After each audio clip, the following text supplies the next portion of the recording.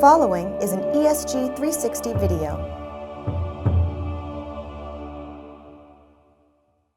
I'm here today with Terri McClure, Senior Analyst covering enterprise file sync and share technologies for ESG. Welcome, Terri. Thank you, John. So Terri, early on, you were one of the first industry analysts to really cover the file sync and share market, and for a number of years now, you've always been beating the drum of the importance of security and governance in these solutions as companies adopt them. What are you looking for in 2016 on that front?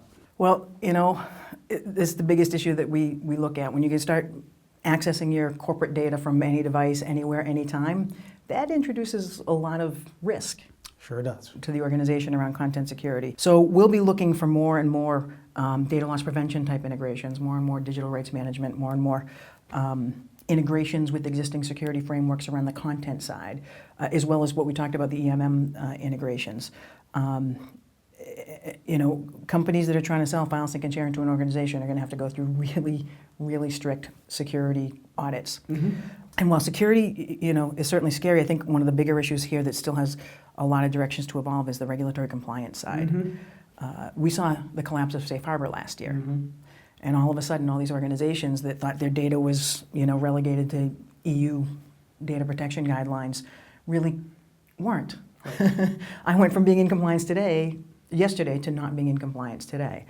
And I think we're going to see all the ripple effects shake out this year. So in our past research, we saw a lot of traction for hybrid file sync and share solutions. On-premises and cloud. Some combination of on-prem and cloud. So especially with the collapse of EU, we're seeing on-premises solutions and hybrid solutions get a lot of traction with the collapse of Safe Harbor in the EU, as well as customers buying solutions that have the ability to, for customer managed keys, mm-hmm. so that even if the data lives in the cloud somewhere, I'm the customer, I have control of the data and where it goes. So I think we're going to continue to see people struggling with, with regulatory compliance, am I in compliance, and how do I get into compliance?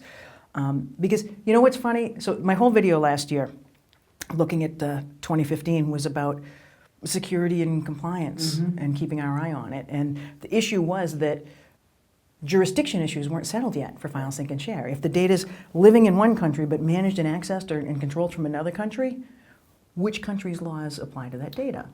Because country A can't access the data because they don't have the keys, and country B, well, the data doesn't live there. And that's not even settled yet. Classic case of the laws not keeping up with the technology. The laws are not keeping up with the technology. So we're continuing to watch this entire space, but companies really have to think about the fact that the law is completely unsettled on this, right. And that it could change, like Safe Harbor mm-hmm. changed, like the jurisdictional issues that are still up in the air. And they just have to be careful, and that's going to drive the hybrid adoption again. Be smart, proceed with caution, and really talk to your vendors and make sure you're asking them the tough questions. Absolutely.